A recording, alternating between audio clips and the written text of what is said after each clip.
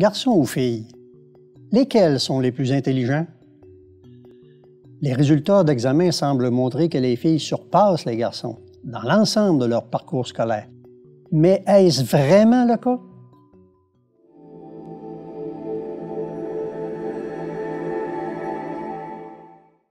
Permettez-moi d'abord de dire que le but de ce point de vue n'est pas d'affirmer que l'un ou l'autre sexe est le plus intelligent. Il s'agit plutôt de savoir si la salle de classe offre des conditions équitables à chacun d'eux et si les tendances actuelles en éducation désavantagent les garçons. Dans un article paru dans le journal The Province sur la crise des garçons, Paul Luke affirme « À l'école, les garçons accusent un retard considérable par rapport aux filles. » Il poursuit en disant « Au secondaire, la moyenne cumulative des filles est supérieure à celle des garçons. Au Canada, les femmes représentent près de 60% des étudiants universitaires. » Il explique le phénomène en laissant entendre que pendant trop longtemps, les besoins des filles ont été négligés à l'école et que, maintenant les choses étant plus équitables, les filles apprennent mieux que les garçons.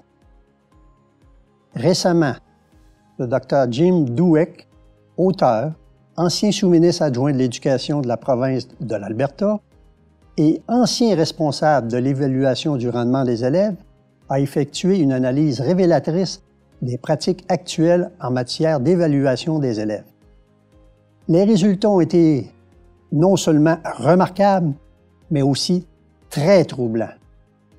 Ils montrent ce qui pourrait être une dissimulation institutionnelle de la performance des étudiants masculins. M. Dweck a fondé son analyse sur les résultats d'examens provinciaux de fin d'études, portant sur les matières de base auxquelles sont soumis tous les élèves de la dernière année du secondaire. Ces examens normalisés servent à déterminer les qualifications d'admission au programme d'études supérieures. Historiquement, la note finale des étudiants est déterminée à 50% par le résultat d'examen de la province et à 50% par l'évaluation de l'enseignant du cours. Puisque les examens sont soigneusement conçus pour mesurer la compréhension qu'ont les élèves du programme d'études, il devrait y avoir relativement peu de variations entre la note attribuée par l'enseignant et celle reçue à l'examen provincial. Mais comme les normes d'enseignement en classe ont diminué en raison de l'utilisation plus grande de stratégies d'apprentissage progressif ou d'apprentissage par la découverte, moins centrées sur l'enseignement direct, on remarque que les notes attribuées par l'enseignant ont été disproportionnellement plus élevées que celles obtenues à l'examen. C'est ce qu'on appelle généralement la majoration des notes. Ayant poussé une analyse un peu plus loin, M. Dweck a écrit « En même temps que la majoration des notes est un problème grave, car les contribuables ne reçoivent pas la qualité d'instruction pour laquelle ils paient, ils ne savent pas, non plus, que les notes des garçons sont nettement moins gonflées. La recherche montre maintenant que cette discrimination des garçons est évidente en Amérique du Nord et en Europe. » Son analyse des résultats des examens de juin 2016 démontre que le taux de majoration des notes des filles était constamment plus élevé que celui des garçons, en anglais, en mathématiques, en biologie, en physique et en histoire. Pourtant, les résultats à l'examen provincial démontrent que les garçons ont obtenu une note égale ou supérieure dans 5 des 6 matières. Cet avantage se traduit par un plus grand nombre de bourses d'études et de stages dans des universités prestigieuses, et ceci explique pourquoi 11 universités canadiennes ont maintenant une population féminine de plus de 66%. Malheureusement, comme le souligne le Dr. Dweck, la tendance à gonfler les résultats scolaires des étudiantes semble endémique au Canada, aux États-Unis et en Europe occidentale.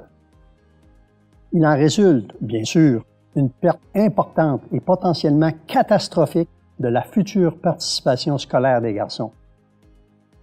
Cela aura non seulement des conséquences économiques énormes, mais ce sera aussi extrêmement déstabilisant au point de vue social.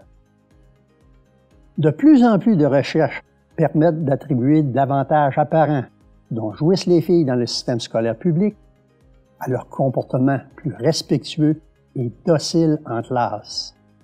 Les garçons sont plus susceptibles de faire preuve de scepticisme à l'égard de la matière et de remettre en question l'enseignement reçu.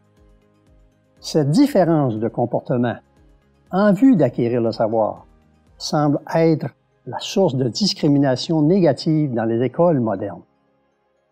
Comme le souligne le Dr Dweck, les chercheurs attribuent l'avantage des filles à leur docilité en classe. Mais la question est de savoir si nous devons confondre la connaissance du calcul, par exemple, avec le comportement en classe. Ils se demandent quand les gouvernements comprendront leurs responsabilités dans ce gâchis et réduiront la capacité des enseignants à empêcher les garçons de rivaliser sur un pied d'égalité. Il est peut-être temps que les parents et toutes les parties intéressées dans la société se rendent compte qu'ils sont devenus les victimes involontaires de la coercition idéologique de la nouvelle gauche éducative. Peut-être faudrait-il chercher à revenir aux valeurs culturelles qui ont créé une société forte, instruite et stable, dans laquelle le potentiel des jeunes hommes et des jeunes femmes s'est développé en dehors du cadre d'un système conçu pour supprimer le potentiel des garçons. Abonnez-vous et cliquez sur la cloche de notification pour recevoir un avertissement de nouveaux contenus. Visitez notre site internet mondedemain.org pour lire ou télécharger des articles et des brochures et pour regarder nos émissions télévisées.